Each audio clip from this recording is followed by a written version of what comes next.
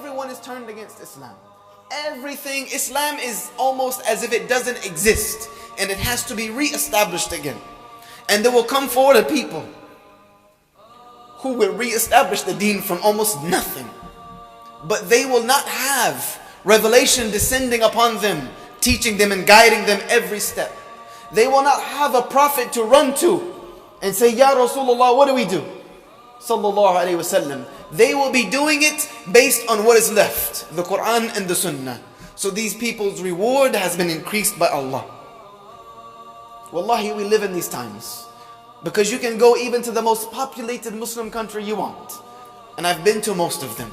And you will find that people who live a life to please Allah, who live a life following the Quran, who live a life following the Sunnah of the Prophet ﷺ, they are the weirdest people on the planet. No matter where you go. No matter where you go. You can even stand around the Haram in Mecca and still find yourself out of place when you follow this path of following the Quran and Sunnah. But for our sisters who are, mashallah, the backbone of this ummah, who are the backbone of this ummah, you've been given a special place, a very special place, and you cannot forget it. Because Allah subhanahu wa ta'ala chose especially to give you statuses higher above anything that had ever been given to anyone else.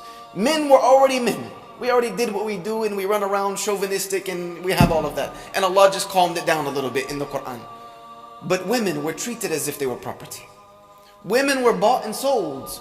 Women were buried in the sand out of disgust. And Allah Azza wa Jal raised them to a position of honor and dignity.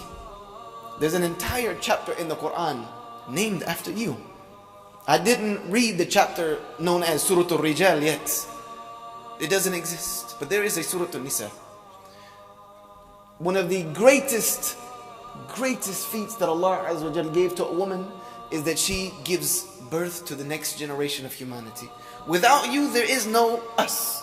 And Allah Azza wa Jal proved through Isa alayhi salam that He doesn't need us to make another one of us. So it puts us in our place a little bit. But sisters, not only are you more than half of this ummah, more than half, you will become more than 2/3, but you are responsible for the other half. You raise the rest. So you have a very dignified and prominent role. You have a very dignified and prominent role.